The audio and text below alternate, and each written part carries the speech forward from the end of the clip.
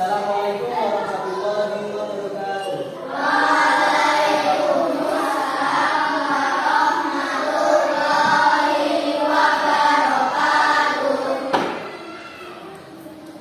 Gimana kabarnya hari ini?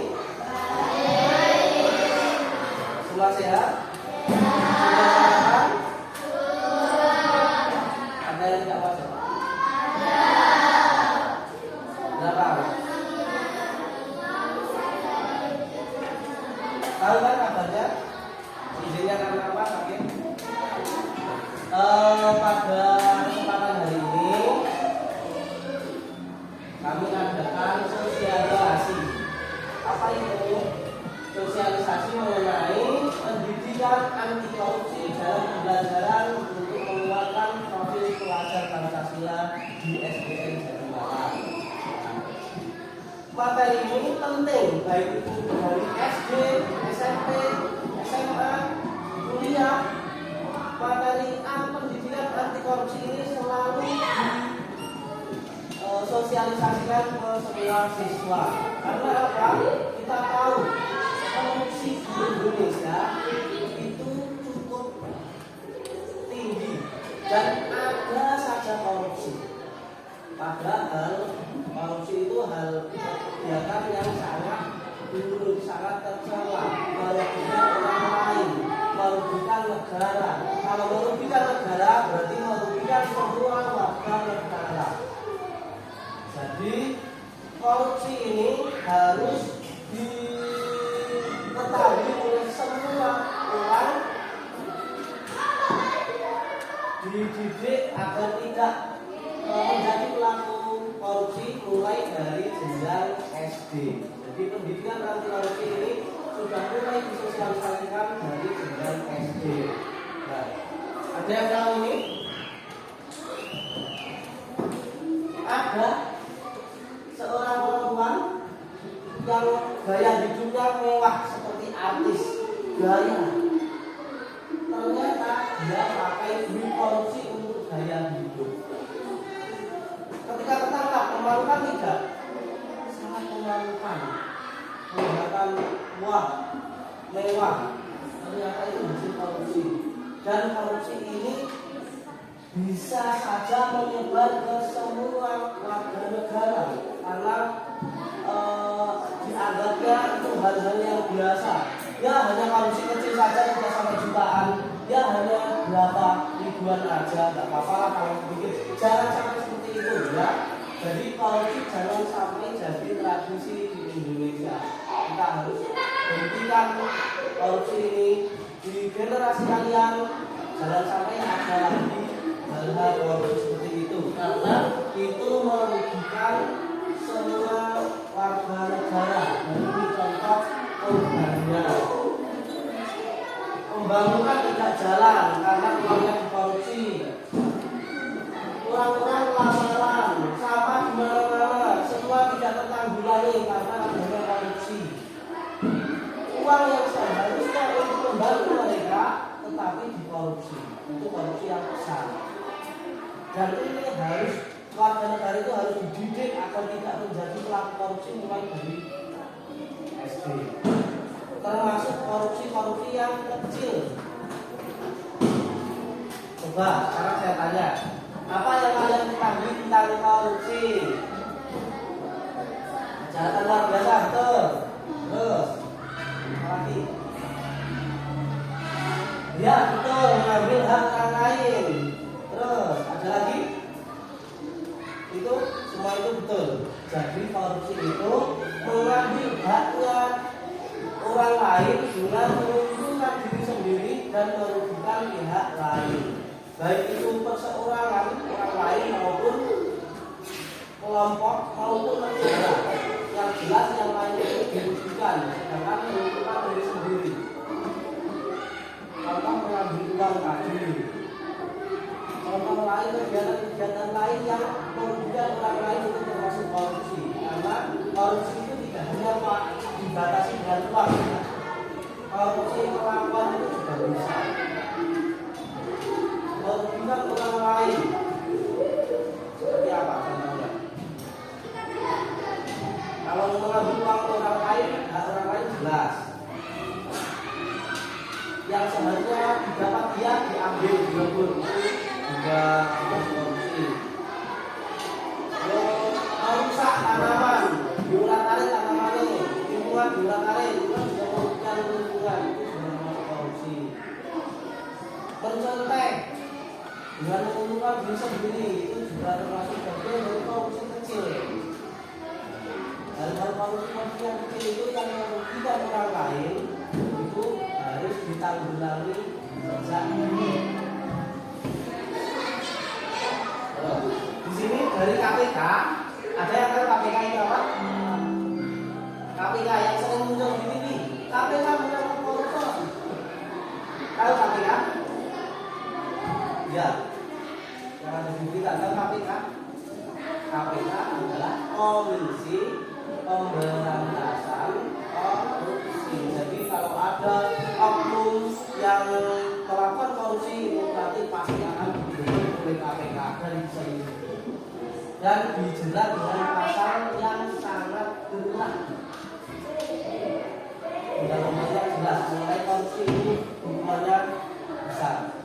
Bahkan dari orang lain yang dirugikan itu juga mengancam harusnya orang-orang koruptor itu dijerat dengan pasal 2 dan mendapat hukuman yang seberat-beratnya. Ada yang bilang koruptor harus dibunuh, koruptor harus dihukum mati, koruptor harus dibakar, koruptor harus diapakan.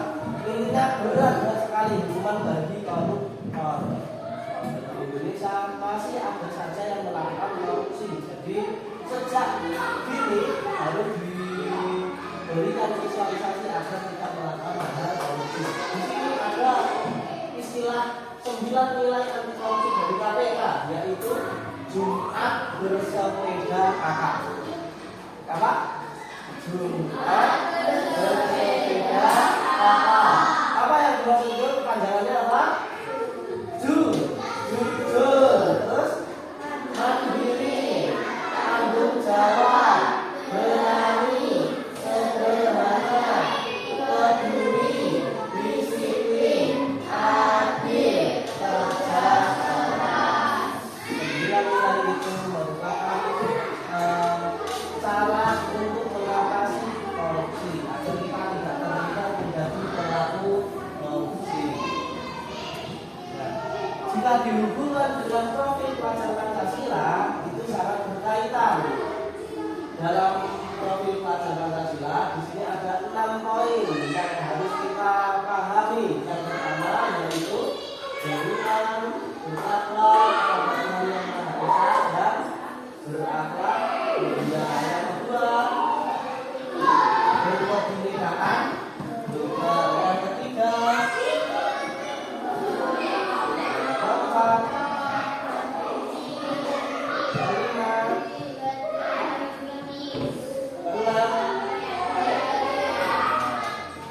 jadi profil pelajar Pancasila jelas sudah hafal mulai tadi yang kita pelajari setiap harinya, apalagi setiap Sabtu ketika ada PMK itu harus mengamalkan 6 nilai profil pelajar Pancasila tadi, dan itu juga berkaitan dengan pendidikan anti korupsi. Di sini ada 9 nilai yang paling utama untuk mengawal 9 nilai ini adalah sifat jujur. Apa yang berarti jujur? Ayo yang tahu. Berkata benar, terus berbicara padanya, betul. Jujur. Jujur apa jujur ya? Jujur apa?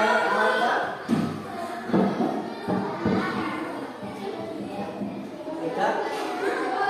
Tidak melakukan hal yang benar. Jadi jujur itu melakukan apa adanya.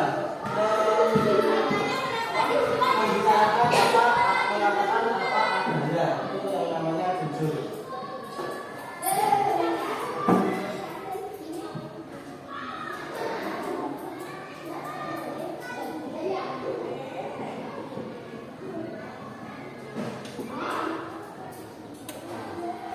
Jujur itu tidak hanya pada bicaranya saja, perkataannya saja, tapi juga pada kelakuannya.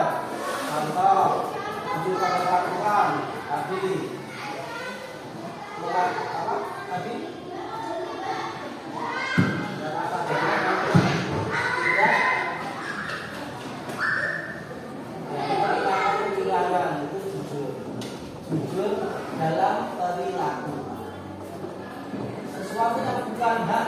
dia jalan diambil. Itu juga termasuk jujur. Mengapa kejujuran itu penting? Jelas sangat penting. Karena dengan jujur kita dapat keuntungan dari jujur, dipercaya oleh Tuhan, bangga dengan diri sendiri karena melakukan hal jujur. Bisa ya orang lain akan menghargai kita sehingga mendapatkan prestasi dari kejujuran. Kita dapat prestasi karena hal-hal kecurangan. Ya orang lain kalah kayak curang, yang jelas saya menang tidak ada. Kalau kita jujur, kita mendapat prestasi, semua akan mengucapkan selamat, akan menghargai prestasi kita. Ini sangat penting. Apabila tidak jujur, gimana? Ini efeknya, menjauhi teman. Misal satu kelas ini tidak ada yang jujur, tidak ada rasa harmonis di kelas ini. Semua pasti jadi musuh, jadi lawan, bahkan tidak ada yang namanya teman. Kalau tidak ada yang jujur, ya semua saling bermusuhan kalau tidak jujur. Makanya dari itu jujur jadi landasan utama agar kita terhindar dari sifat korupsi.